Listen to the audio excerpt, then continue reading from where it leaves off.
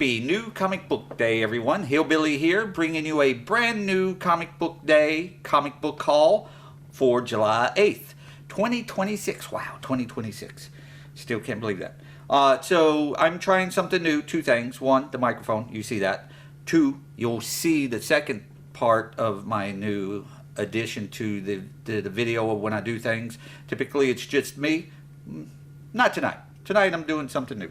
Hope you enjoy it. Let me know in the comments if you liked it, if you didn't like it, want to see this bearded hillbilly the whole time or not. But yeah, I'll get to it. You'll see the video. So first of all, how many books did I get today? 18. I got 18 new books. This is a little difficult until I get a mic stand to hold this. I have to do this one-handed. So there is my books right there. There's 18. There are 7 of them are DC books. 1 is an Image, and then the other 10 are all Marvel. So out of that, there's a lot of facsimiles. There's almost half of them are facsimiles between Marvel and DC. So there's not many readable books this time around.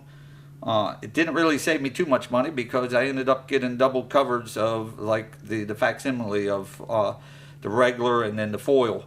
So yeah, it didn't save me money.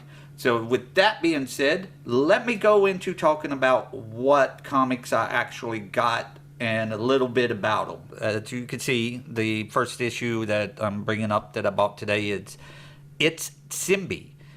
This one is the Logan Lumbera variant.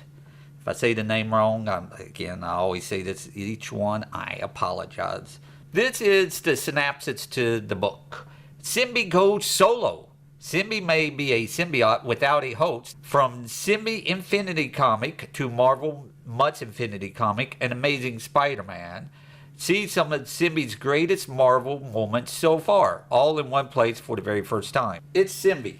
The character in there, Simbi, his first appearance was Timeline number 1 in 2024. It was like a dream sequence or hallucination, something like that, something weird.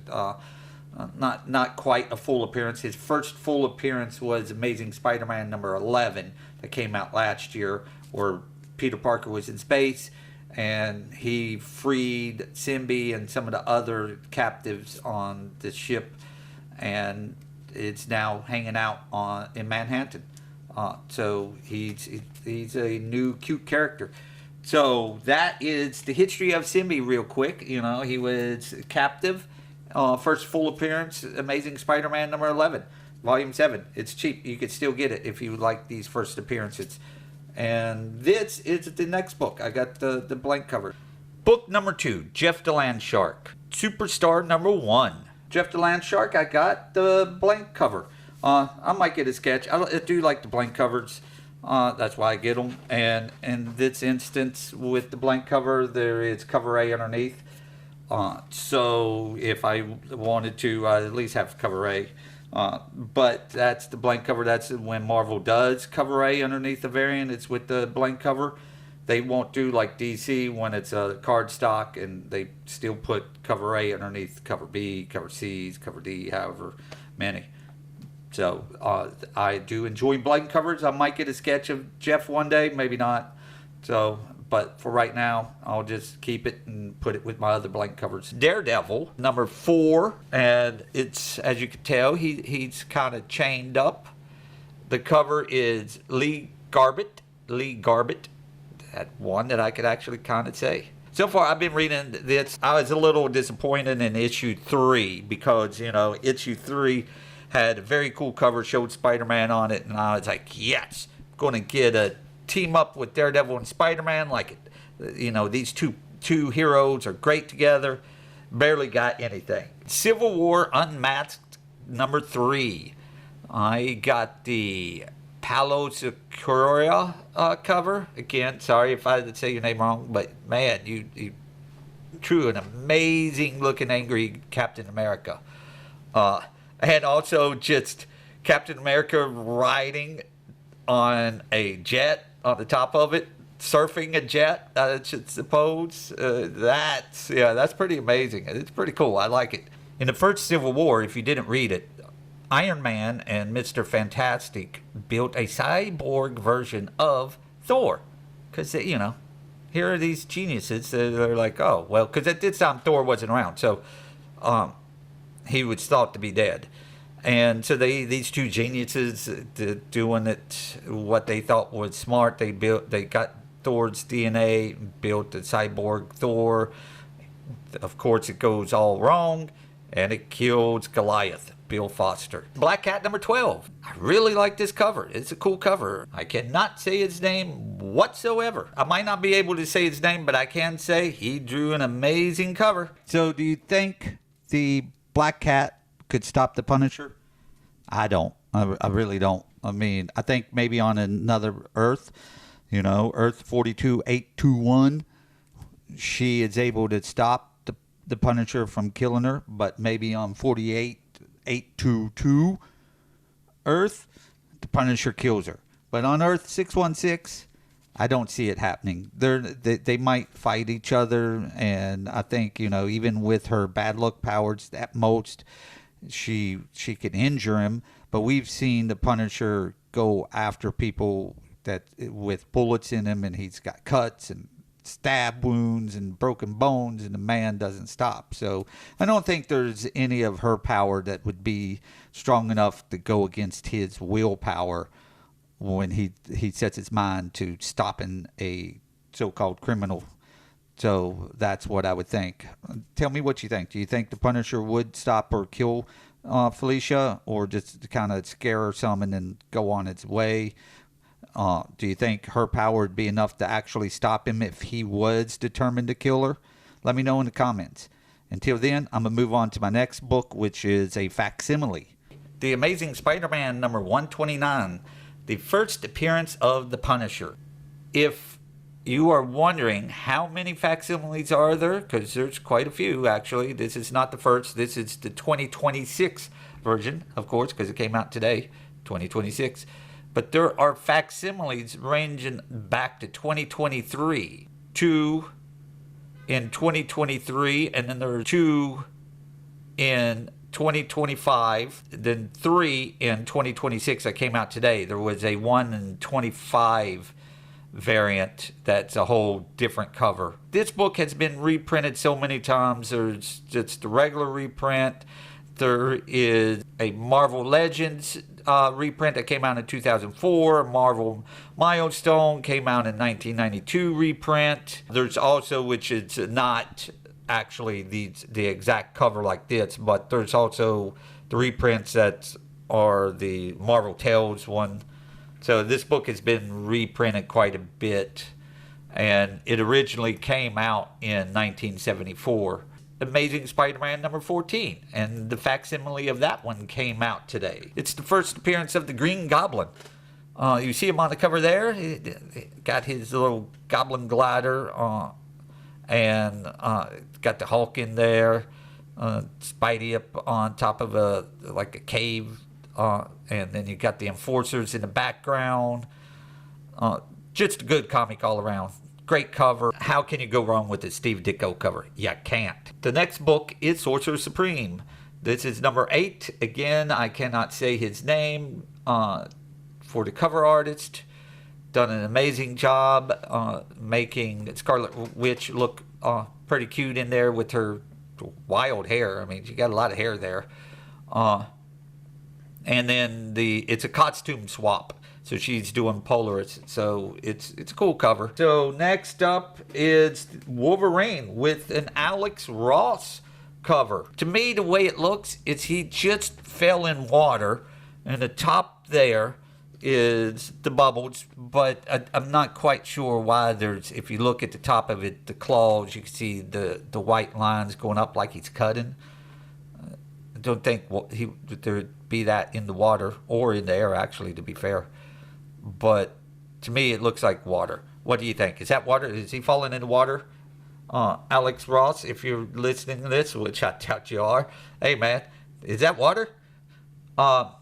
So this is number 23. Water is one of the ways that you can take down Wolverine. It doesn't matter if he can swim. I don't care how much muscle he has. That's just more mass. And then with the adamantium on his skin, or on his bones, he's going to sink.